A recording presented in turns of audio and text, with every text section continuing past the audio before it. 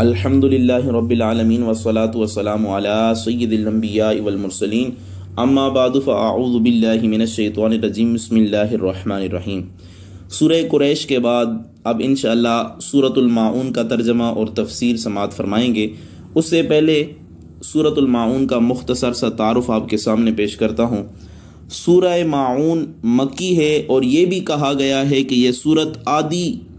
عاص بن while کے بارے میں مکہ مکرمہ میں نازل ہوئی اور عادی عبداللہ بن ابی سلول منافق کے بارے میں مدینہ طیبہ میں نازل ہوئی۔ اس صورت میں 1 رکوع 7 آیتیں اور 25 کلمات اور 125 حروف ہیں۔ معون نام رکھنے کی کیا وجہ ہے؟ معون کا معنی ہے استعمال کی معمولی سی چیز،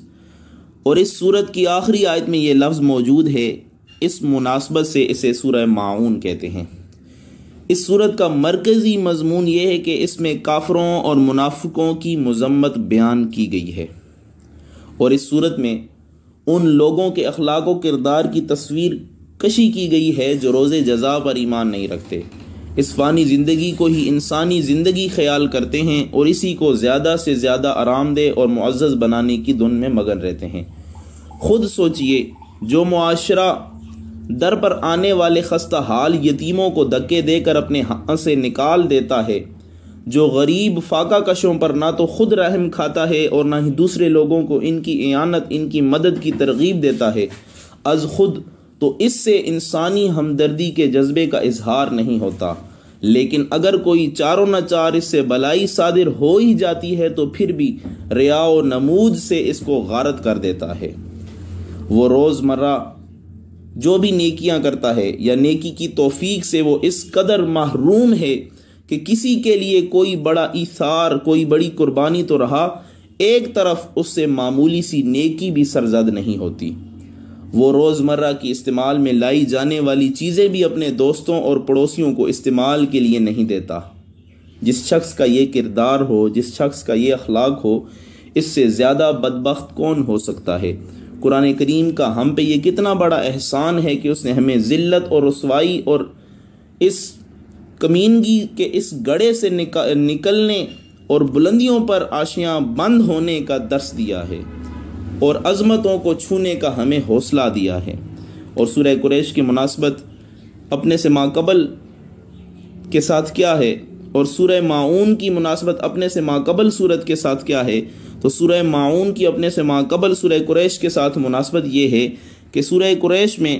ان لوگوں کی مذمت بیان کی گئی تھی جو اللہ تعالیٰ کی نعمتوں کا شکریہ ادا نہیں کرتے، اور اس صورت میں ان لوگوں کی مذمت بیان کی گئی ہے جو مسکین کو کھانا کھلانے کی ترغیب نہیں دیتے۔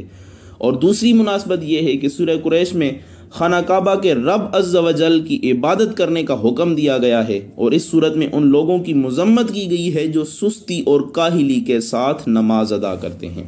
اب سورت سماعت فرماتے ہیں اور اس کے بعد انشاءاللہ ترجمہ اور تفسیر بیان کریں گے۔ اللہ تعالیٰ ارشاد فرماتا ہے، اعوذ باللہ من الشیطان الرجیم، بسم اللہ الرحمن الرحیم۔ ارأیت الذی یکذب بالدین فذلک الذی یدع الیتیم ولا یحض علی طعام المسکین فویل للمصلین الذین هم عن صلاتهم ساہون الذین هم یراؤون ویمنعون الماعون۔ پہلی آیت میں اللہ تعالیٰ ارشاد فرماتا ہے، ارأیت الذی یکذب بالدین، کیا آپ نے دیکھا ہے اس کو جو جھٹلاتا ہے روز جزا کو؟ اب یہاں پہ جو ارأیتا ہے، حمزہ ہے استفہام کا، یہ اظہار تعجب کے لیے ہے، اور رأیتا سے مراد آنکھوں سے دیکھنا بھی مراد ہو سکتا ہے، اور کسی کو جاننے اور پہچاننے کے لیے بھی یہ استعمال ہو سکتا ہے۔ الذین کے دونوں معنی مراد لیے جا سکتے ہیں، اور آگے جو الدین کے دین سے مراد کیا ہے؟ تو اس سے مراد دین اسلام ہے۔ یعنی کیا تم نے اس احمق کے حالات کو نہیں دیکھا، یا اس احمد کے حالات کو تم نہیں جانتے ہو جو اس دین حق کی تکذیب کرتا ہے؟ اور اگر دین سے مراد روز جزا ہو تو پھر معنی یہ ہوگا کہ جو نادان روز جزا پر ایمان نہیں رکھتا، کیا تم نے اس کی اخلاقی پستی کا اندازہ نہیں لگایا؟ آگے فرمایا فَذَلِكَ الَّذِي يَدُعُ الْيَتِيمَ، پس یہی وہ بدبخت ہے جو دھکے دے کر نکالتا ہے یتیم کو۔ پہلی آیت میں جو ذکر ہوا أَرَأَيْتَ الَّذِي يُكَذِّبُ بِالدِّينِ، تو یہاں پہ اس میں چند اقوال ہیں۔ علماء فرماتے ہیں کہ یہ آیہ مبارکہ ولید بن مغیرہ کے بارے میں نازل ہوئی ہے، اور ایک قول ہے کہ یہ عاص بن وائل سہمی کے بارے میں نازل ہوئی ہے کہ وہ قیامت کے دن کا انکار کرتا تھا۔ تیسرا قول یہ ہے کہ یہ آیت ابو جہل کے بارے میں نازل ہوئی ہے۔ مروی ہے کہ ابو جہل نے ایک یتیم کی پرورش کی ذمہ داری لی۔ ایک دن وہ یتیم ننگے بدن اس کے پاس آیا اور اپنے مال میں سے کچھ طلب کیا۔ ابو جہل نے اسے دھکے دے کر گھر سے نکال دیا۔ قریش کے سرداروں نے اس سے کہا کہ جاؤ محمد صلی اللہ تعالیٰ علیہ وآلہ وسلم کے پاس جاؤ، وہ تمہاری سفارش کر دیں گے۔ اس یتیم بچے نے حضور علیہ السلام کے پاس آیا ان لوگوں کی بات مان کر۔ اب حضور علیہ السلام کے پاس جب آیا تو وہ قریش کے جو سردار تھے وہ تو اس کا مذاق اڑانا چاہتے تھے، لیکن حضور علیہ السلام نے اس یتیم کی بات سنی، اور وہ یتیم جب تاجدار رسالت صلی اللہ تعالیٰ علیہ وسلم کی بارگاہ میں حاضر ہوا، اپنی فریاد پیش کی، تو سید المرسلین صلی اللہ تعالیٰ علیہ وآلہ وسلم کبھی کسی محتاج کو خالی ہاتھ نہ لوٹاتے تھے۔ چنانچہ آپ صلی اللہ تعالیٰ علیہ وسلم نے اس یتیم کے ساتھ ابو جہل کے پاس گئے اور اسے کہا کہ اس کو اس کا مال لوٹا دو، اور ابو جہل نے حضور علیہ السلام کو دیکھا تو کھڑا ہو گیا اور مرحبا کہنے لگا، اور حضور علیہ السلام کے کہنے پر سارا مال اس کو لوٹا دیا۔ یہ دیکھ کر قبیلہ قریش کے لوگوں نے اسے آر دلایا اور کہا کہ اپنے دین سے تو پھر گیا ہے؟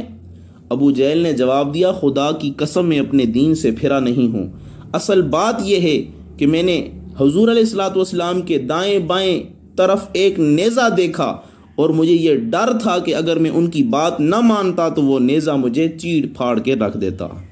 چوتھا قول یہ ہے کہ یہ آیت کسی خاص آدمی کے بارے میں نازل نہیں ہوئی ہے، بلکہ اس سے مراد ہر وہ شخص جو قیامت کے دن کا انکار کرتا ہے اس کے بارے میں نازل ہوئی ہے۔ اس کی وجہ یہ ہے کہ انسان کا نیک اعمال کرنا اور ممنوعات سے رکنا ثواب میں رغبت اور عذاب کے ڈر سے ہوتا ہے۔ تو جب وہ قیامت کا ہی منکر ہوگا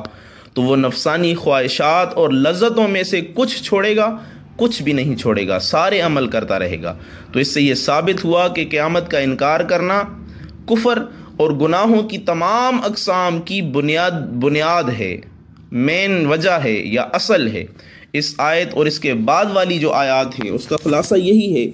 کہ اے انسان، کیا تم اس شخص کو پہچانتے ہو جو دلائل واضح ہونے کے باوجود حساب اور جزا کا انکار کرتا ہے؟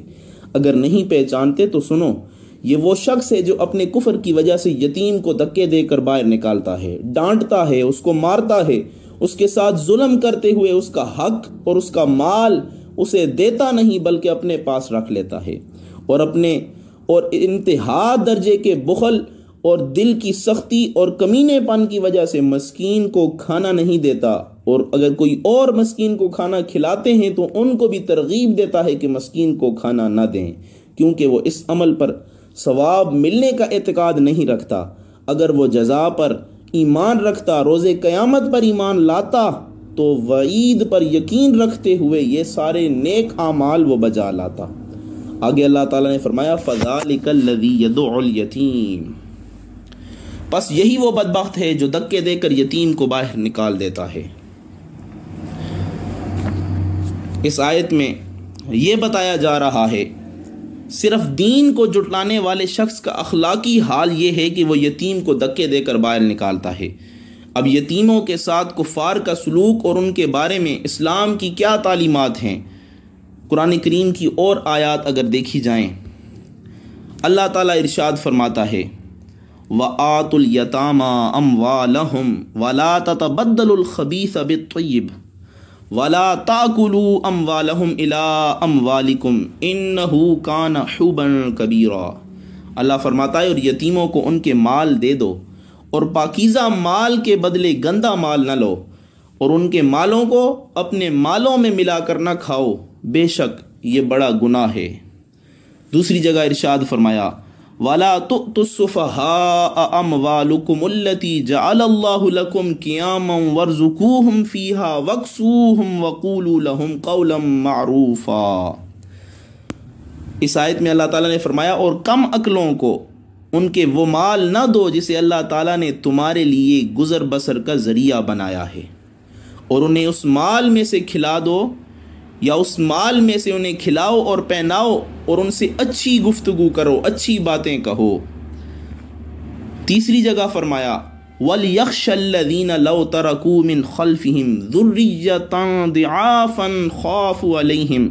فَلْيَتَّقُوا اللَّهَ وَلْيَقُولُوا قَوْلًا سَدِيدًا۔ اس آیت میں اللہ نے فرمایا اور وہ لوگ ڈریں جو اگر اپنے پیچھے کمزور اولاد چھوڑتے تو ان کے بارے میں کیسے اندیشوں کا شکار ہوتے،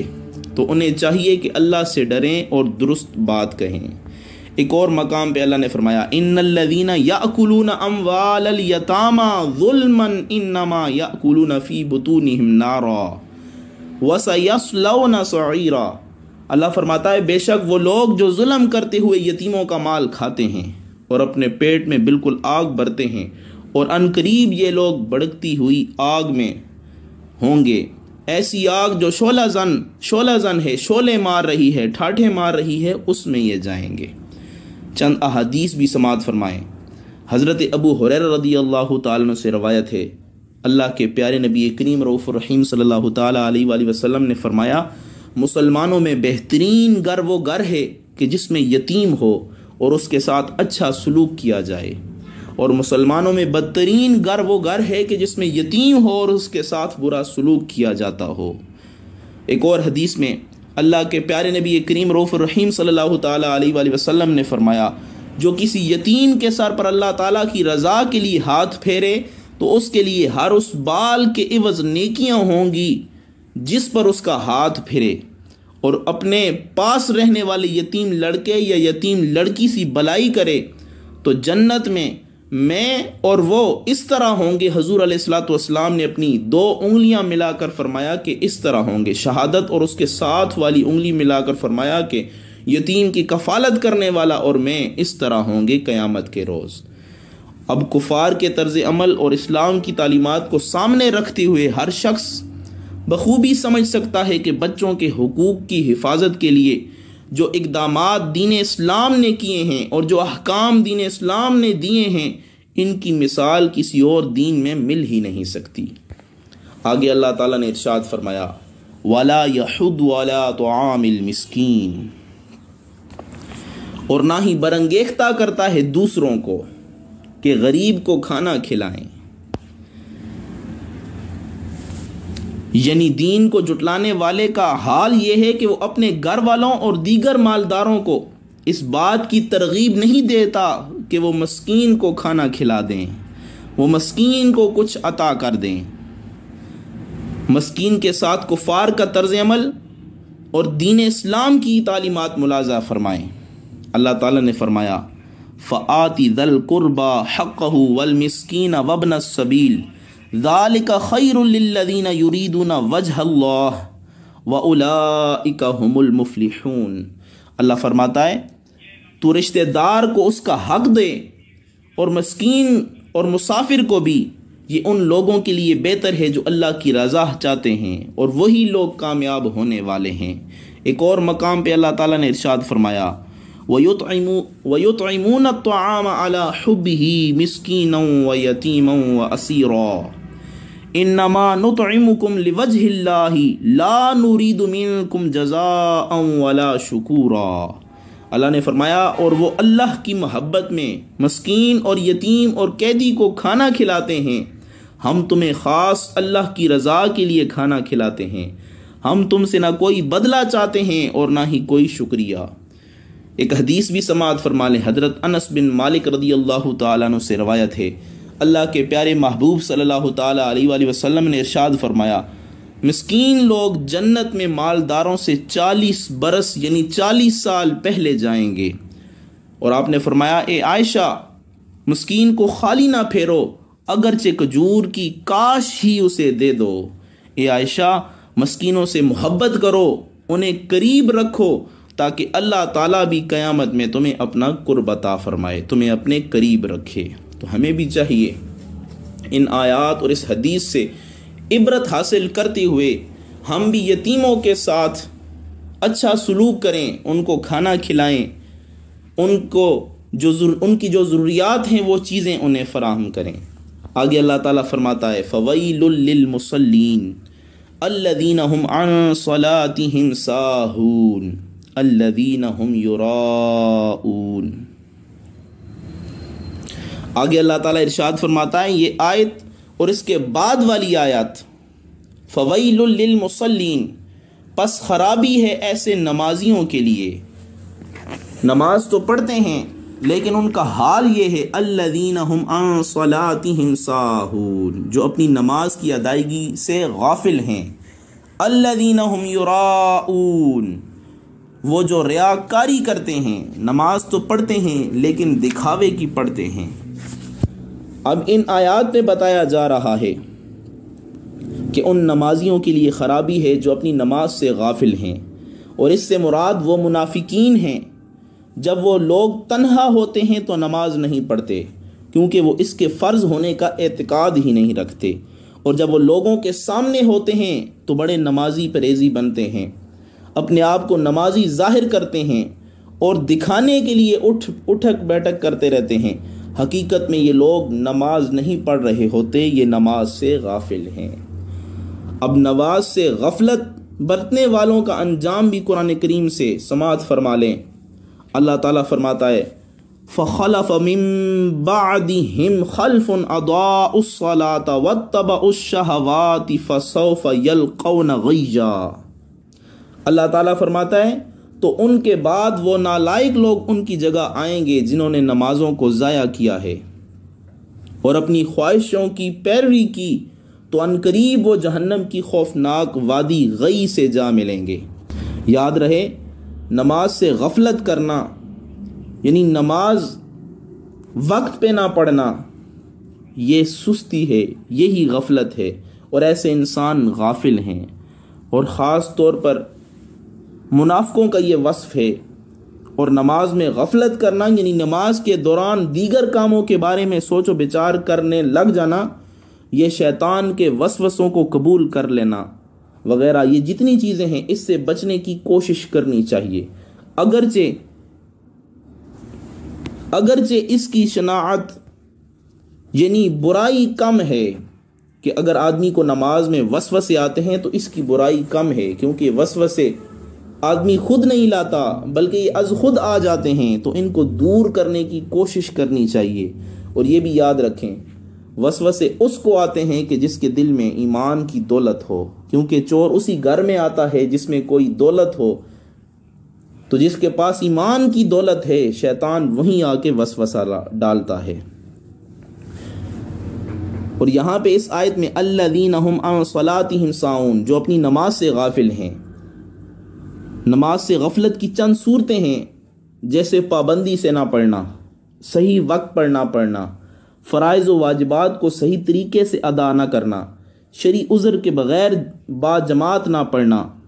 نماز کی پرواہ نہ کرنا، تنہائی میں قضا کر دینا، لوگوں کے سامنے پڑھ لینا لیکن جب تنہا ہو تو پھر نماز نہ پڑھنا، یہ سب صورتیں وعید میں داخل ہیں۔ جبکہ شوق سے نہ پڑھنا، سمجھ بوجھ کر ادا نہ کرنا، توجہ سے نہ پڑھنا، یہ بھی نماز سے غفلت میں داخل ہیں۔ البتہ یہ صورتیں اس وعید میں داخل نہیں ہیں جو اس آیت میں ذکر ہوا ہے۔ اور اگلی آیت الذین هم یراؤون، وہ جو دکھاوا کرتے ہیں، ریاکاری کرتے ہیں۔ منافقین فرائض کی ادائیگی اللہ تعالیٰ کی رضا حاصل کرنے کے لیے نہیں بلکہ لوگوں کو دکھانے کے لیے کیا کرتے تھے۔ ریاکاری کی تعریف اور اس کی مذمت بھی سماعت فرمائیں۔ ریاکاری کی تعریف یہ ہے کہ اپنے عمل کو اس ارادے سے ظاہر کرنا کہ لوگ اسے دیکھ کر اس کی عبادت گزاری کی تعریف کریں گے۔ اور بہت ساری احادیث میں ریاکاری کی مذمت بیان کی گئی ہے، اسے بچنے کی ترغیب دی گئی ہے۔ حضرت ابو سعید خدری رضی اللہ تعالیٰ عنہ فرماتے ہیں، ہم لوگ